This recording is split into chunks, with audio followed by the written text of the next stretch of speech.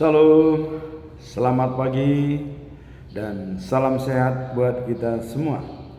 Semoga hari ini lebih baik dari hari yang kemarin. Tuhan memberkati kita semua. Firman Tuhan pada hari ini di hari yang ke-219 tanggal 7 Agustus tahun 2025 diambil dari kitab Mazmur pasal 63 ayat yang ke-8 dengan perikop rindu pada Allah. Sebagai nats adalah sebagai berikut. Sungguh engkau telah menjadi pertolonganku, dan dalam naungan sayapmu aku bersorak-sorai. Itulah perikop firman Tuhan pada hari ini. Kita tetap mengumandangkan apa yang menjadi pedoman kita selama bulan Agustus. Kita lihat dengan pedoman kita dalam bulan Agustus dijabarkan dalam Kolose pasal 3 ayat yang ke-8 dengan inti adalah jangan berbohong satu sama lain, sebab hidup yang lama sudah berakhir dengan sifat-sifat yang sudah dilepaskan. Sekarang sudah menjadi hidup baru, manusia baru yang saling diperbaharui oleh Sang Penciptanya. Karena manusia diciptakan sesuai dengan gambarnya. Jadi Tuhan Allah bertanggung jawab untuk memperbaharui manusia ciptaannya yang diciptakan sesuai dengan gambarnya. Jadi selama bulan Agustus adalah merdeka dari perbuatan-perbuatan dosa yang tidak sesuai dengan keinginan Allah. Dan sebagai transformasi spiritual, merdeka dari perbuatan-perbuatan dosa dan menghilangkan hidup lama yang penuh dosa menjadi hidup baru bersama dengan Yesus Kristus. Itulah pedoman kita selama bulan Agustus tahun 2025. Kita juga sedang merayakan kemerdekaan dalam bulan ini, artinya bebas dari penjajahan Belanda. Ada sifat itu sama seperti kita juga merdeka dari perbuatan-perbuatan yang tidak sesuai dengan kehendak Allah. Sekarang kita masuk dalam perikop hari ini. Apa makna dan apa latar belakang Daud mengatakan, sungguh engkau telah menjadi pertolonganku, dan dalam naungan sayapmu aku bersorak-sorai. Artinya menyerahkan sepenuhnya. Apa latar belakang Daud menyampaikan kata-kata ini? Di sini kita lihat latar belakangnya adalah ayat ini merupakan bagian dari nyanyian pujian yang ditulis oleh Daud. Jadi Daud menulis nyanyian, salah satu di antaranya adalah ayat ini. Karena kenapa? ketika ia berada di padang gurun, ditulislah ayat ini, nyanyian Daud. Dan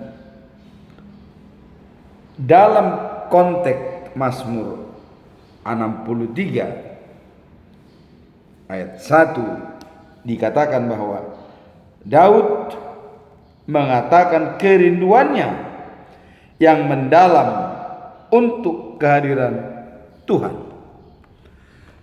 Dia sangat merindukan kehadiran Tuhan. Dengan pergumulan-pergumulan yang dihadapi oleh Daud. Dan kalau kita melihat Mazmur 23 ayat 6 dikatakan bahwa kemurahan dan kebajikan belaka mengikuti aku seumur hidup, dan aku akan tinggal di rumah Tuhan sepanjang masa.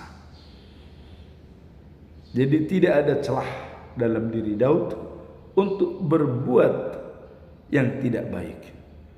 Kemurahan dan kebajikan belaka seumur hidup, dan dia berada di rumah Tuhan sepanjang masa. Artinya diri dia dijadikan sebagai rumah Tuhan karena diciptakan sesuai dengan gambarnya. Memang kita kalau sudah menyediakan diri kita menjadi rumah Tuhan, sulit kita berbuat yang tidak sesuai dengan kehendak Tuhan. Tapi kenapa masih bisa kita berbuat yang tidak sesuai dengan kehendak Tuhan? Karena kita menganggap diri kita bukan rumah Tuhan, sehingga kita bisa berbuat apa mau kita seenaknya, ya. Maka tapi ada kalanya, ya, kalau orang tegas itu bahkan kadang-kadang bisa menjadi single fighter. Orang menyatakan yang benar itu bisa diejek oleh orang lain. Wah, apa itu katanya? Tidak benar. Nah, sedangkan ada dasar kita untuk membuat suatu hal-hal, kita courage menyampaikan sesuatu. Pernyataan daripada Petrus dan Yohanes waktu mereka berada di dalam pengadilan mahkamah agama. Kenapa? Karena Petrus dan Yohanes memberitakan firman Tuhan, selalu mengatasnamakan Yesus. Bertobatlah pada saat waktu Roh Kudus datang di Yerusalem. Petruslah yang membaptis sampai 3.000 orang bertobat. Bertobatlah. Nah, ini dilihat oleh kaum mahkamah agama. Petrus, jangan lagi kau memberitakan firman Tuhan atas nama Yesus. Tidak boleh, dilarang. Maka dibawa mereka mau dieksekusi. Mau dieksekusi oleh mahkamah agama. Tapi Petrus dengan berani mengatakan dalam Kisah Para Rasul 5 pasal 5 ayat 29, dengan gagah berani mengatakan, kami lebih turut kepada Allah daripada manusia. Artinya Petrus mengatakan lebih turut kehendak Allah daripada kehendak saudara-saudara. Kira-kira begitu kepada kaum Yahudi. Nah, memang ini dibalas kontan oleh Petrus. Pada saat dia juga pernah menyangkal Yesus sampai 3 kali, tapi hari itu dibalas oleh Petrus bahwa kami lebih turut daripada Allah daripada manusia. Ikon olwando ibadi debata asa di jolma. Kira-kira begitu ininya bahasa Bataknya. Nah, jadi artinya dalam pemberitaan firman Tuhan itu tidak pernah ada keraguan. Kemudian kalau Daud tadi mengatakan dia selalu bersama dengan Tuhan sepanjang masa, dan ada pernyataan dia dengan ungkapan yang sangat-sangat mendalam, jiwaku melekat kepadamu Jadi kalau jiwa kita sudah melekat pada Tuhan, aman. Jadi ada orang mengatakan, wah September ini mungkin bahaya, rapture September, ya ada khotbah. Wah ini begini ini. Memang itu boleh, tapi kita tidak perlu khawatir. Mau apa? Sebab kejadian-kejadian yang kita alami bukan hanya sekarang. Waktu Gunung Krakatau meletus, berapa ribu hancur. Apakah pada saat itu tidak Tuhan akan datang? Waktu Danau Toba juga hancur. Apa? Semua itu terjadi. Tapi kita tetap berfokus pada firman Tuhan dalam Mazmur 46 ayat yang kedua. Perlindunganku adalah Tuhan. Dia menolong saya setiap saat dan itu terbukti. Begitu saja. Kalau mati dan kematian, ya wajar, tidak ada masalah. Namun kedatangan Tuhan memang benar. Bumi lama hilang, langit hilang, semua hilang. Datanglah Yerusalem yang baru. Kemarin saya katakan Yerusalem yang baru adalah 2.400 km panjang, lebar dan tinggi. Temboknya 60 meter. Di situ Allah berkuasa. Itu akan didatangkan. Dan di sana semua orang akan menyembah Dia. Tidak ada gereja di sana, tidak ada masjid, tidak ada pura, tidak ada. Tidak ada. Semua itu tidak ada lagi. Jadi tidak benar kalau kita menghadap nanti ditanya agamanya, ditanya eksistensi, tidak ada. Yang datang ke sini ada yang beriman. Yang beriman. Nah, jadi kita jangan terlena dengan adanya misalnya seperti dulu juga Malvin Sibuya mengatakan bahwa hari Tuhan sudah datang. Hari Tuhan itu bagi kita setiap saat sudah datang. Bukan akan datang. Hari ini sudah datang hari Tuhan. Hari ini. Makanya ya, orang bodoh ya tutup mata dan mati. Tapi kalau orang bijak tahu datangnya bahaya. Itu disampaikan oleh Amsal. Jadi orang bodoh tutup mata dan mati. Orang bijak tahu datangnya bahaya. Apa beda orang bodoh dan orang bijak? Sedikit saja bedanya. Orang bodoh dan orang cuma sedikit. Kalau orang bijak berpikir dulu baru bertindak. Itu orang bijak. Kalau orang bodoh bertindak dulu baru berpikir. Tidak melihat apa akibatnya. Nah, kalau dalam bahasa Sunda orang bilang bahwa kalau orang pintar itu engke kumaha, bukan kumaha engke.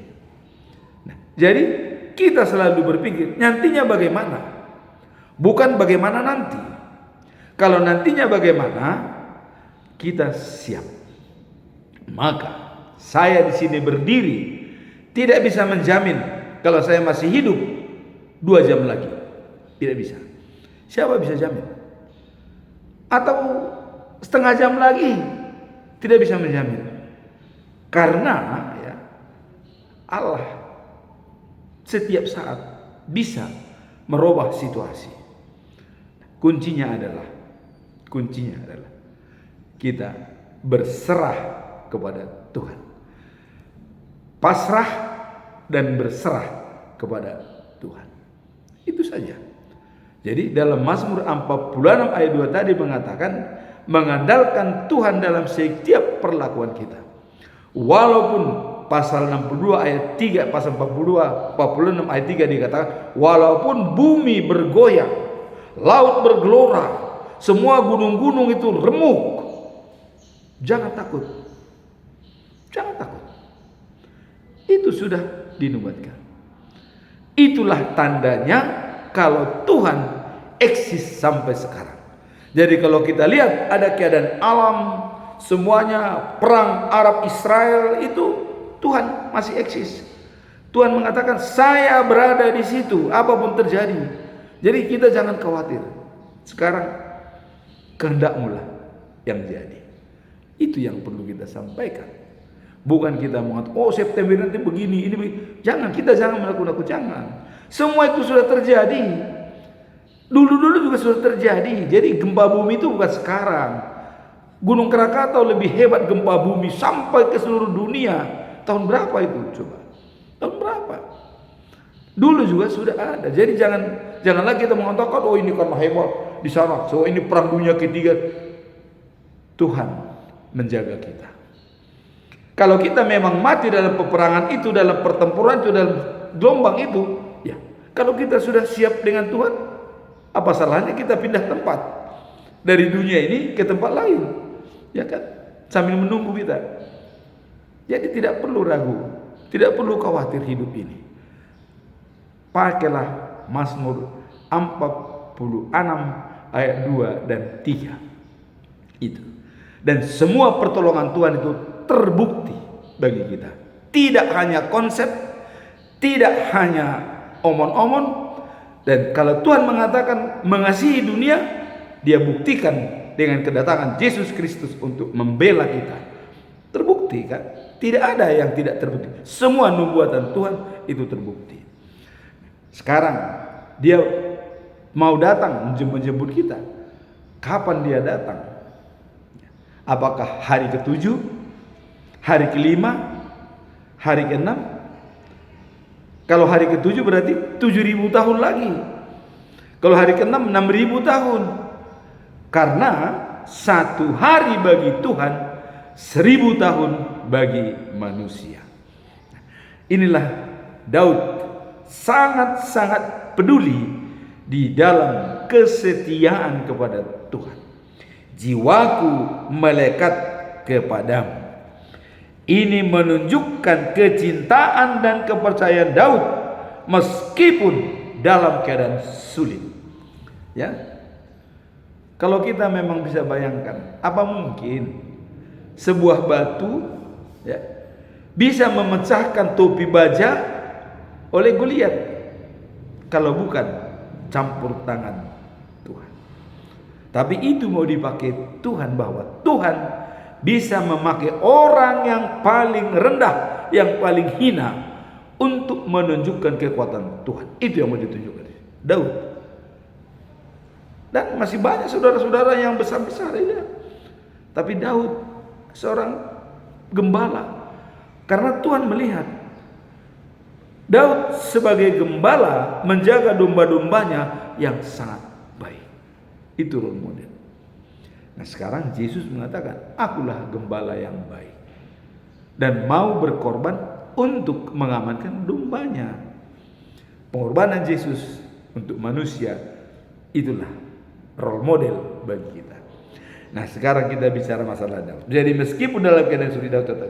Nah para teolog, jadi ini para teolog sering menginterpretasikan ini sebagai cerminan dari suatu kehidupan spiritual yang intim dan penuh dedikasi, ya, menunjukkan bahwa dalam segala keadaan persatuan dengan Tuhan adalah yang paling utama atau disebut utara sejati. Jadi kalau kita sudah mempunyai utara sejati adalah Tuhan, semua akan jelas. Dalam Yesaya pasal 48 ayat 17 dikatakan, akulah Tuhan Allahmu yang mengajarkan hal-hal yang berguna bagimu dan membimbing kamu di jalan yang kamu tempuh. Bukan main firman Tuhan kepada kita. Dan itu firman itu bisa dimateraikan pada kita pada saat kita dibaptis, pada saat kita sidi, pada saat kita melangsungkan pernikahan, pada saat kita ditahbiskan menjadi hamba Tuhan. Maka peganglah ayat yang kita miliki pada saat kita dibaptis, pada saat kita disidi atau maka tidak kok kaporsiaun, pada saat kita melangsungkan pernikahan bagi yang menikah, pada saat kita ditahbiskan menjadi hamba Tuhan yang menjadi pendeta, diakonis dan segala macam para ladu. Pegang itu. Itulah pegangan kita. Jadi di sini dikatakan bahwa jiwaku melekat kepadamu. Ini pernyataan Daud yang sangat-sangat mendalam. Kemudian kalau kita lihat dalam Mazmur pasal 119 ayat 105 dikatakan, firman-Mu pelita hatiku dan terang bagi jalanku. Itu pedoman daripada Daud. Nah, kalau kita lihat dalam 2 Samuel pasal 7 ayat 1 sampai 3, apa di pikiran Daud? Kita lihat, Daud sudah menang dalam peperangan dan dia sudah sebagai raja. Apakah dia tidak berpikir? Dia berpikir, Nathan, saya tinggal di istana yang mewah, terbuat dari kayu ares dari Libanon. Saya hendak membangun bait suci, tempat peti perjanjian Tuhan yang selama ini berada di Kemah. Bukan main. Pikiran Daud yang sangat-sangat mendalam hubungan dengan Tuhan. Dia memikirkan apa kebutuhan Tuhan. Coba, Daud memikirkan kebutuhan Tuhan. Sekarang siapa yang pernah memikirkan kebutuhan Tuhan? Apa bilang Nathan? Lakukanlah, kamu sudah diberkati. Tapi malam itu juga Allah berbicara kepada Nathan. Nathan katanya, sampaikan kepada Daud, bukan dia yang membangun bait suci bagiku, tetapi dari keturunannya, anak kandungnya sendiri yang membangun bait suci. Itulah namanya Salomo. Dan katakan kepada dia, dari keturunannya lah yang menjadi raja segala raja, dan pemerintahannya kelak selama-lamanya di Sion. Itulah Yerusalem yang baru. Itulah kedatangan Yesus ke dunia ini yang menyatakan dia raja segala raja, pemimpin segala pemimpin. 2 janji diberikan oleh Tuhan akibat daripada pikiran Daud. Pikirannya itu menjadi nasib dia. Maka Stephen Covey mengatakan begini, tanam pikiran, petik tindakan. Tanam tindakan, petik kebiasaan. Tanam kebiasaan, petik karakter. Tanam karakter, petik nasib. Nasib kita ditentukan oleh pikiran kita. Nasib Daud ditentukan oleh pikirannya. Karena dia berpikir hendak membangun bait suci, maka dia diberikan 2 janji oleh Allah. Keturunanmu yang membangun bait suci Salomo, dan dari keturunanmu yang menjadi raja segala raja, Yesus Kristus. Jelas, pikiran kita dihargai oleh Tuhan. Jangan pernah kita berpikiran negatif. Norman Peale mengatakan, the imaging thinking result of positive. Berpikirlah positif, hasilnya menjadi baik dan kita menjadi sehat walafiat. Itulah dikatakan di sini, Daud, jiwaku melekat pada jiwamu. Daud berdiri di depan seluruh sidang, kemudian pada saat dia berpidato dalam 1 Tawarik pasal 28 ayat 2. Jadi ini juga disampaikan Daud di depan sidang daripada jemaat Allah, yaitu di waktu Daud berdiri di depan seluruh sidang.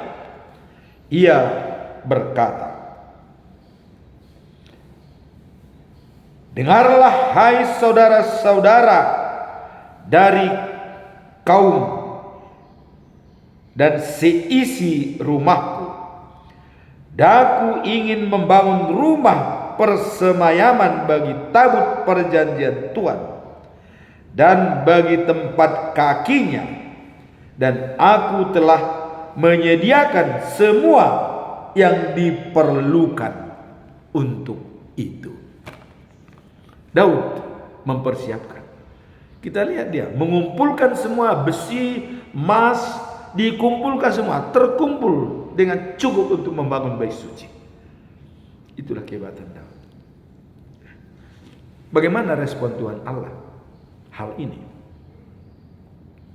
Tuhan Allah mengatakan, Nathan sampaikan kepada Daud, saya tidak pernah mengeluh walaupun saya berada di kemah selama dari Mesir sampai ke Gunung Sinai. Saya tidak pernah mengeluh, kata Allah. Dan tidak pernah bertanya kepada saya siapa yang menanyakan hal itu. Tidak pernah ada bertanya. Disinilah penghargaan Allah yang sangat besar kepada Daud. Tetapi Daud katanya, dialah satu-satunya memikirkan saya yang selama ini berada di kemah. Maka janji Allah kepada Daud ada dua yang disampaikan. Setelah Allah menyatakan janji tersebut kepada Daud, apa disampaikan oleh Daud? Apakah dia dengan busung dada atau dengan bangga, wah hebat saya begini? Tidak. Daud pergi berdoa di bait suci. Doanya adalah, Tuhan, saya tidak layak menerima itu, mengingat keberadaan saya yang sangat hina ini. Coba, padahal kemurahan dan kebajikan sudah meliputi dia seumur hidup dan dia berada di rumah Tuhan, tapi dia mengatakan, saya tidak layak Tuhan menerima itu. Tapi ada pesan yang sangat mendalam dalam, Tuhan, lakukanlah apa yang sudah kau janjikan itu, supaya orang melihat semuanya itu terjadi. Itulah doanya. Bukan dengan bangga dia itu doa daripada Daud. Saya tidak layak, tapi lakukanlah. Kau sudah menyampaikan hal itu. Dan kita pun, kalau kita berpesan kepada Tuhan, lakukanlah apa yang terbaik bagi kita. Kalau misalnya cita-cita kita belum tercapai, kita mohon supaya dilakukanlah apa keinginan Tuhan. Itulah latar belakang daripada perikop ini. Sekarang masuk kita dalam pasal yang kedua, itu apa tujuan daripada perikop ini? Apa tujuan? Tujuan daripada Mazmur pasal 63 ayat 8 ini, tujuan utama adalah kerinduan yang mendalam untuk berusaha dalam hadirat Tuhan. Jadi ada kerinduan yang sangat mendalam supaya Tuhan itu selalu hadir di tengah-tengah kita. Inilah tujuan utamanya. Jadi kerinduan kita supaya Tuhan hadir di tengah-tengah kita. Nah, serta pengakuan akan dukungan ya dan perlindungannya. Jadi tujuan utamanya adalah kerinduan kita untuk kehadiran Tuhan di tengah-tengah kita, dan sekaligus menginginkan pengakuan dan perlindungannya. Kita diakui sebagai anak Allah dan perlindungannya. Itulah tujuan utama daripada perikop ini. Dalam konteks spiritual, hal ini menunjukkan bahwa ketika kita berkomitmen untuk mendekat kepada Tuhan, jadi kita berkomitmen untuk dekat kepada Tuhan, kita akan berusaha betapa kuatnya pegangannya dalam hidup kita, bahkan menjalani berbagai tantangan. Hubungan yang intim dengan Tuhan salah satu cara untuk mengatakan utara sejati kita. Jadi artinya hubungan intim dengan Tuhan itulah utara sejati kita. Kalau kita tadi memang rindu, tujuan utama rindu kehadiran Tuhan dalam diri kita dan memohon pertolongan dan kekuatan dari Dia, maka cara adalah menentukan utara sejati kita intim berpengalaman dengan Tuhan. Dalam Mazmur 23 ayat 1 dikatakan, Tuhan adalah gembalaku, aku takkan kekurangan. Jadi Yesus juga mengatakan gembala yang baik. Kalau kita lihat dalam Yohanes pasal 10 ayat 11, mengandalkan Tuhan dalam segala hal akan membantu kita menghadapi setiap tantangan. Keyakinan bahwa Dia selalu bersama kita, Dia selalu hadir dalam diri kita. Itulah yang menjadi tujuan utama daripada perikop ini. Tuhan gembalaku, takkan kekurangan. Artinya terjamin kalau kita sudah bersama Tuhan. Sekarang kita masuk dalam poin ketiga. Apa pesan moral daripada Mazmur pasal 63 8? Pesan moral ayat ini adalah kita, ya, dan tentang kesetiaan dan pencarian yang tulus kepada Tuhan dan menjadikan utara sejati kita. Jadi jelas pesan moralnya adalah tentang kesetiaan, mencari Tuhan dengan tulus dan menjadikan utara sejati kita. Dan Daud sudah mengatakan utara sejati dia adalah Tuhan dengan mengatakan, jiwaku melekat kepadamu, aku berada di rumah Tuhan sepanjang masa. Kebajikan dan kemurahan belaka mengikuti aku seumur hidup. Jadi jelas pesan moralnya adalah Daud benar-benar jiwanya melekat kepada Tuhan. Itu yang mau kita sampaikan. Apakah kita pencarian yang tulus untuk bersama dengan Tuhan? Mari kita buktikan dengan diri kita masing-masing, ya. Kemudian dalam Mazmur 46 ayat 2, Allah tempat perlindungan kita, tidak perlu takut apapun terjadi. Bahkan walaupun terjadi perang dunia ketiga atau pertempuran hebat, jangan takut. Tuhan ada di dalamnya. Tuhan lebih tahu daripada kita. Semua, misalnya Presiden Donald Trump Amerika mau merencanakan ini, semua Tuhan melihat dari atas. Jadi apapun dilakukan oleh pemimpin-pemimpin dunia, mau jelek mau baik, Tuhan mengawasi. Kita jangan ragu. Jadi jangan pernah kita ditakut-takuti. Wah, nanti begini. Jangan. Mau perang dunia, mau hancur semuanya, silakan, karena Tuhan ada di dalamnya. Kecuali Tuhan tidak mengawasi. Tuhan mengawasi. Jadi kita nggak usah ragu. Jangan ditakut-takutin. Wah, di September ini nanti begini, ini begitu. Jangan. Pikirkan hari ini. Berikanlah pada kami makanan secukupnya pada hari ini. Besok kita tidak tahu, karena kita tidak bisa menjamin kalau besok kita masih hidup. Itu makanya hari ini, ya. Kenapa Yesus mengajarkan doa Bapa kami itu, berikanlah makanan bagi kami cukup pada hari ini.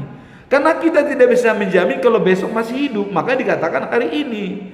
Jadi bukan seperti orang kaya, ya, dikatakan, wah, ini persiapan untuk masa depan. Begini, begono, begini, miliar tabungan. Rumah-rumahnya dibangun gedung, dan juga gandum ada stok. Kemudian pada suatu saat dia duduk tenang. Cukup sudah Tuhan. Apalagi? Semua sudah lengkap. Kalau kita dalam Injil Lukas itu, ya, seorang kaya itu sudah cukup. Untuk masa depan sudah terlengkapi. Saya tinggal tenang, makan, minum, tidak perlu lagi capek. Gedungnya sudah diperbaiki, gedung gandumnya diperbaiki. Tapi apa kata Tuhan? Malam ini nyawamu saya ambil. Siapa pemilik hartamu? Selesai. Maka doa Bapa kami itu harus kita renungkan dengan baik. Mengapa Yesus mengatakan, berikanlah pada kami hari ini makanan secukupnya. Hari ini, bukan untuk besok. Ya karena itu tadi, tidak bisa menjamin kalau kita masih hidup besok. Nah itu. Nah makanya Kalau orang bodoh masih bisa menjamin besok dia masih hidup, maka dia mengatakan adalah kumaha engke, bukan engke kumaha, karena dia berleha-leha, berdoa, besok masih sempat, udahlah hari ini ke gereja, ada pariwisata, udah kita wisata dulu lah, ada tinju, udah kita minum tinju jam 10, nanti besok juga masih ada gereja. Nah, inilah orang bodoh ya. Orang bodoh seperti itu. Karena dia masih menjamin besok dia masih hidup. Tapi kalau orang bijak, saya tidak bisa menjamin hidup besok. Kalau ada kesempatan dalam komunitas bertemu dengan Tuhan, kita siap untuk bertemu. Jadi artinya kita tidak menyepelekan waktu bertemu dengan Tuhan. Apakah itu di mana, tempat mana, setiap ada undangan komunitas kita harus layani. Itulah makanya orang pintar tahu datangnya bahaya, tapi orang bodoh menutup mata dan mati. Beda orang bodoh dan orang pintar adalah berpikir dulu baru bertindak. Orang bodoh bertindak dulu baru berpikir. Sekarang kita masuk dalam tahap yang keempat. Apa implementasi daripada Yesaya pasal 63 ayat 8 ini? Apa penerapannya, bagaimana? Kita lihat secara praktis ya. Dapat diwujudkan dengan menghabiskan waktu secara teratur dalam doa dan meditasi atau atas firman-Nya. Jadi implementasinya adalah diwujudkan dengan menghabiskan waktu secara teratur dalam doa dan meditasi atas firman-Nya. Itulah implementasinya. Melakukan diskusi mendalam sesama iman di gereja juga dapat membantu memperkuat hubungan kita dengan Tuhan. Di mana saja komunitas yang membicarakan atas kebesaran Tuhan. Nah, melibatkan diri dalam pelayanan atau aktivitas yang memuliakan nama Tuhan. Jadi setiap ada yang namanya memuliakan nama Tuhan, kita hadir. Jangan pernah kita tunda, kita ikuti. Jangan ada orang ya, mau pergi ke gereja, mau mendengar khotbah, ditanya siapa yang memberi khotbah? Wah, paralado sintua sianu. Wah, akhirnya dia tidak pergi karena dia melihat si A itu 3 role model. Nah, kalau kita mau mendengarkan firman Tuhan, jangan lihat orangnya, tapi dia dipakai oleh Tuhan dalam menyampaikan firman itu di mesbah. Siapapun orangnya, apakah dia golongan rendah atau golongan hebat atau yang memang tidak terkenal, jangan pernah. Jadi ada orang jemaat itu bertanya, oh yang berkhotbah itu pendeta siapa? Oh ya, kita berangkat semua, itu bagus. Tidak ada yang bagus dan buruk berkhotbah, tapi dia menyampaikan firman Tuhan adalah nyata dan kebenaran. Itu. Jadi jangan kita memilah-milah siapa pemberi firman, jangan. Tapi apa yang disampaikan, baca. Hari ini firman-Nya ini, kita bisa baca. Apa latar belakang, apa tujuan, apa pesan moral, apa implementasi, itu yang perlu kita pikirkan. Setiap firman Tuhan harus kita pikirkan dari 4 segi. Apa latar belakang, kenapa firman itu muncul. Kemudian yang kedua, apa tujuannya bahwa munculnya firman tersebut. Nah kemudian, apa pesan moralnya bagi kita kalau itu kita dengar. Nah kemudian bagaimana penerapannya? Ini kita harus selalu memilah dari 4 segi dalam setiap firman Tuhan yang kita dengar. Latar belakang, tujuan utama, pesan moral, dan implementasi. Nah seperti hari ini implementasinya adalah dikatakan secara praktis dapat diwujudkan dengan menghabiskan waktu secara teratur dalam doa dan meditasi atas firman-Nya. Kenapa teratur? Jangan hari ini disampaikan, besok tidak. Atau kita pergi bertamasya ke tempat lain, tidak lupa membaca firman, tidak bisa. Mau bertamasya, mau pekerjaan penting, mau apapun, firman Tuhan jangan pernah bolong kita membacanya. Itu yang mau disampaikan. Jangan karena stimulus pergi pariwisata kita tinggalkan firman Tuhan, jangan. Ya. Firman Tuhan selalu kita. Itulah implementasi daripada perikop ini. Nah, melibatkan diri dalam pelayanan atau aktivitas yang memuliakan nama Tuhan juga merupakan cara yang baik untuk menjadikan bahwa kita akan rindu kehadirat Tuhan sebagai utara sejati kita. Jadi dengan kerinduan kita, utara sejati kita Tuhan, maka kita mempersiapkan life after life, the new of Jerusalem. Hidup setelah kehidupan saat ini di Yerusalem yang baru. Itu yang menjadi fokus utama kita dan utara sejati kita. Hidup kekal dan abadi. Jadi dengan pernyataan Daud, jiwaku melekat kepadamu. Aku berada di rumah Tuhan sepanjang masa. Kebajikan dan kemurahan belaka mengikuti aku seumur hidup. Mari kita renungkan pernyataan Daud, kerinduannya bahwa jiwanya melekat kepada Tuhan. Amin. Tuhan memberkati kita.